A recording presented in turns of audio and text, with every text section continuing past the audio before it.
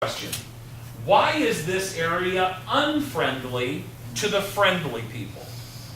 Or you can call them the legitimate user and the non-intended user, or the abuser, whatever you want to call them. And then you want to ask some subsequent questions. How can I make this area more friendly to the friendly people? How can I make it more unfriendly to the unfriendly people? And then you start taking those steps. Here's an example. A park bench. You go to the park, you sit down on the bench, you feed the ducks. That's what a bench is for. Now, a homeless person sees a bench and it's what? A bed. A bed. Okay, now, how can I make the park bench more friendly for the intended users? How about if we had a second armrest right in the middle? Right. And how can we make it more unfriendly? Oh, the middle armrest does a great job. You can't sleep on the park bench if it's got 3 armrests. See what I'm saying? So you kind of start thinking about these things. Some of the answers you'll come up with are better lights, better landscaping techniques. Maybe we're going to move some ramadas, or maybe we're going to build some ramadas into some areas of the property and put up picnic tables and barbecue grills and tot lots, or whatever we can do to get people out of the box so they'll sit outside and keep an eye on what's going on around them. Those are the principles of activity support. Any questions? Yeah. Are you allowed to put, that curly Q barbecue barbed wire stuff on the top of your block fences? That is against code. You're not allowed to do that. And your insurance company probably won't let you do it anyway. So I would not recommend that. Another question? Great question, though, by the way. All right, we're going to close out this hour with this video, and then I'm going to have you take a really fast break because the attorney will be here soon. This is the last video we're going to show today. I wanted to show the door security video too, didn't I? Yeah. I'll show both. Just dial in the security. Oh, the Valley has some of the highest numbers of gated communities in the country, but are they really safer? In tonight's Focus 15, Elisa Adams puts those gates to the test.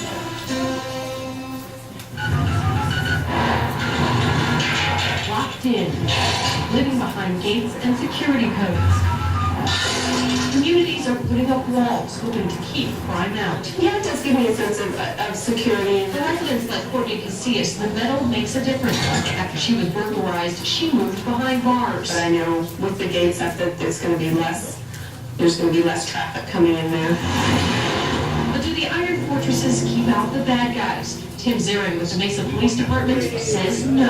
You cannot stop crime by living in a gated community. The apartment right there out to here, I look for emptiness. Gus McCaffey knows this firsthand.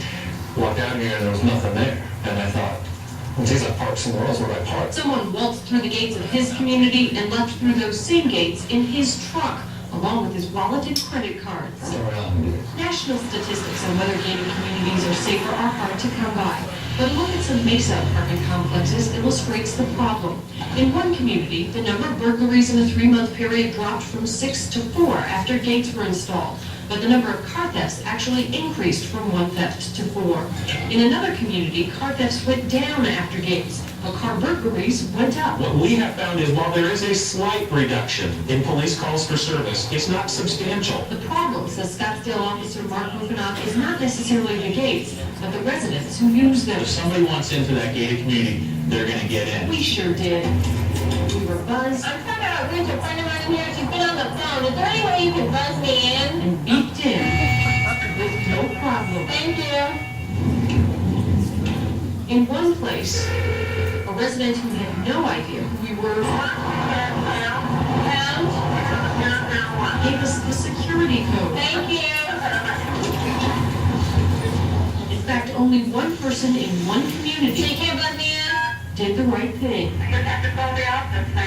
Thank you. Don't want to go through the trouble of dialing?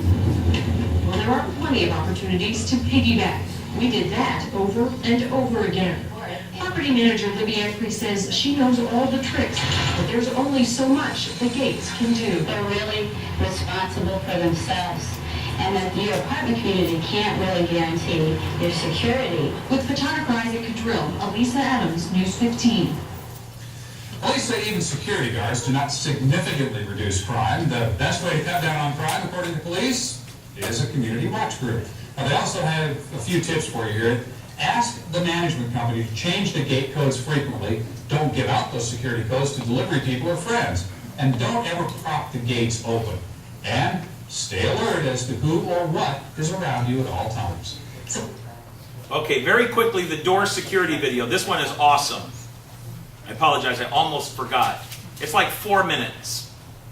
A set was created that would allow several doors to be attacked, simulating a common burglary type. The attack simulations were performed by members of the Peel Regional Police Tactical Response Unit. The purpose of this exercise was to see just how effective door security is under the current building code, and further, to determine whether significant security could be achieved at low cost. The first door to be attacked was installed to Ontario Building Code Standard Section 966, called Resistance to Forced Entry. This door setup was to be the comparison standard and was seen as the minimum level of security used during the test. Based on current